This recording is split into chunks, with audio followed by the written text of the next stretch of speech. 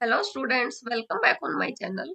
हम पढ़ रहे हैं बिजनेस स्टडीज की बुक। हमारा 11th क्लास का second chapter forms of business organisation चल रहा है और इस चैप्टर में हमारा जो टॉपिक चल रहा है वो है joint Hindu family business.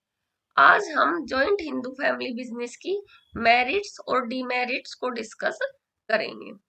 Merits of joint Hindu family business. First है effective control. The karta has absolute decision making power. कर्ता के पास डिसीजन लेने की पावर होती है।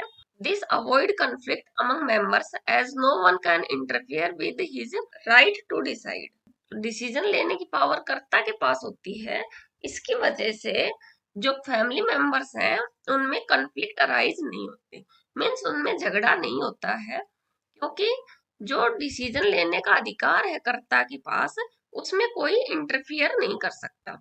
This also leads to prompt and flexible decision making.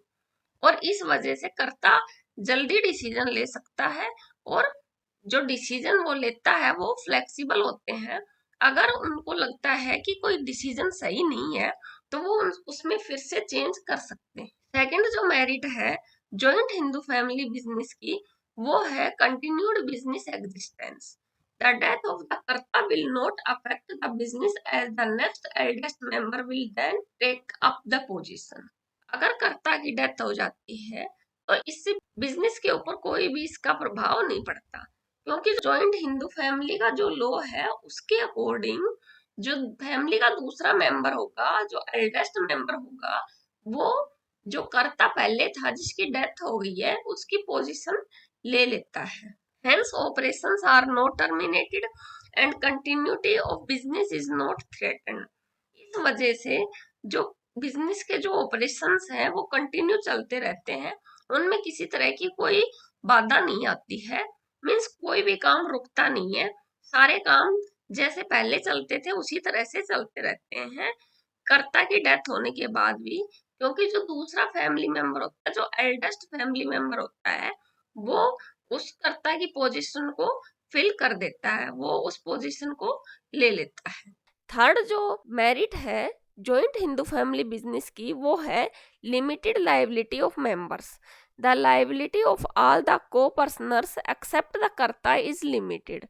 जो को पर्सनर्स होते हैं, जो जॉइंट हिंदू फैमिली बिजनेस के जो दूसरे मेंबर होते हैं, कर्ता को छोड़कर उनकी लायबिलिटी लिमिटेड होती है to their share in the business. उनका जितना बिजनेस में शेयर होता है उसके अकॉर्डिंग उनकी लायबिलिटीज फिक्स होती है and consequently their risk is well defined and precise. और इसी वजह से उनके जो रिस्क हैं वो भी डिफाइंड होते हैं, उनको अच्छे से पता होता है कि बिजनेस में अगर लॉस होता है तो उनको कितना रिस्क बियर करना होगा, और वो रिस्क जो है वो भी बहुत ही कम अमाउंट में होता है। Fourth is increased loyalty and cooperation. Since the business is run by the members of a family, क्योंकि जो बिजनेस है वो फैमिली मेंबर्स के द्वारा रन किया जाता है, there is a great sense of loyalty. इसलिए जो लॉयल्टी होती है बिजनेस के प्रति वो फैमिली मेंबर्स में ज़्यादा होती है। किसके कंपैरिजन में? अगर कोई एम्प्लॉय बाहर से अपॉइंट किया जाएगा तो वो उस बिजनेस के प्रति इतना लॉयल नहीं होगा, इतना ज़्यादा वफादार नहीं होगा। Pride in the growth of business is linked to the achievement of the family. और जो बिजनेस में ग्रोथ होती है वो डायरेक्ट फैमिली मेंबर से लिंक्ड होती है, मीन्स फैमिली मेंबर का उस ग्रोथ की अचीवमेंट में योगदान होता है, इसलिए फैमिली मेंबर हैं वो प्राइड फील करते हैं। This helps in securing better cooperation from all the members. और इस वजह से सारे जो फैमिली मेंबर है वो अच्छी तरह से कोऑपरेशन करते हैं बिजनेस को चलाने में। Limitations of joint Hindu family business.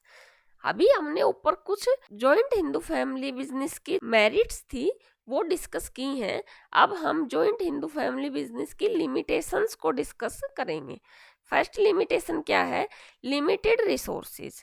The joint Hindu family business faces the problem of limited capital as it depends mainly on ancestral property. एक जॉइंट हिंदू फैमिली बिजनेस की सबसे बड़ी प्रॉब्लम ये होती है कि उसके पास कैपिटल लिमिटेड होती है, क्यों? क्योंकि वो पूरी तरह से अपने एंसेस्ट्रल की जो प्रॉपर्टी होती है, अपने पूर्वजों की जो संपत्ति होती है, उसके ऊपर डिपेंड करता है। This limits the scope for expansion of business. और लिमिटेड कैपिटल होने की वजह से बिजनेस को एक्सपेंड करने का जो स्कोप है वो लिमिटेड हो जाता है। और यही जो लिमिटेशंस है वो सोल प्रोप्राइटरशिप की भी है, उसमें भी एक अकेला ओनर होता है और वही इन्वेस्ट करता है, इस वजह से उसकी भी यही लिमिटेशन होती है। सेकंड जो लिमिटेशन है जॉइंट हिंदू फैमिली बिजनेस की, वो है अनलिमिटेड लायबिलिटी ऑफ कर्ता। जो कर्ता होता है उसकी लायबिलिटीज अनलिमिटेड होती हैं। द कर्ता is burden not only with the responsibilities of decision making and management of business but also suffers from the disadvantage of having unlimited liability.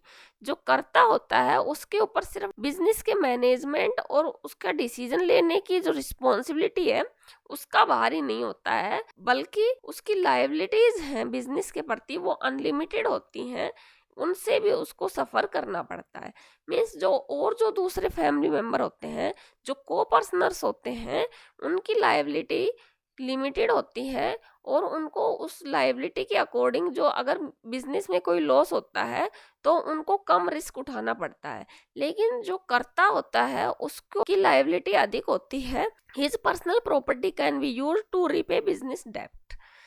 और उसको बिजनेस के डेब्ट को रीपे करने के लिए अपनी पर्सनल प्रॉपर्टी का भी यूज करना पड़ सकता है।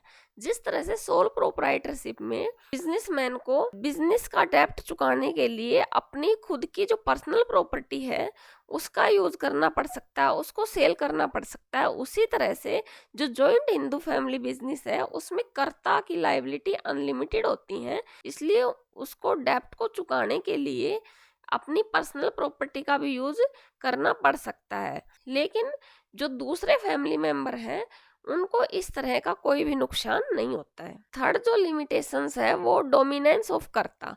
The karta individually manage the business which may at time not be acceptable to other members. क्योंकि कर्ता जो है पूरा बिजनेस अकेला मैनेज करता है, मीन्स वही सारे डिसीजन लेता है, तो जो दूसरे फैमिली मेंबर हैं कई बार वो उन डिसीजंस को एक्सेप्ट नहीं करते हैं और इसकी वजह से जो बिजनेस है वो नहीं चल पाता है। दिस में causes conflict among them and may even lead to break down of the family unit. और इस वजह से जब कर्ता के डिसीजंस दूसरे फैमिली मेंबर एक्सेप्ट नहीं करते हैं तब उनके बीच में कन्फ्लिक्ट अराइज हो जाता है और इसकी वजह से जो फैमिली यूनिट है, जो फैमिली की जो एकता है वो टूट जाती है और इससे बिजनेस को लॉस होता है। फोर जो लिमिटेशन है वो है limited managerial skills since the karta can not be expert in all areas of management. क्योंकि जो कर्ता होता है वो मैनेजमेंट के सारे जो एरिया हैं उनमें एक्सपर्ट नहीं हो सकता। The business may suffer as a result of his unwise decision. लेकिन सारे डिसीजंस कर्ता लेता है, इसलिए अगर कर्ता रॉन्ग डिसीजन लेता है तो इसकी वजह से बिजनेस को सफर करना पड़ सकता है। His inability to decide effectively may result into poor profits और even losses for the organisation.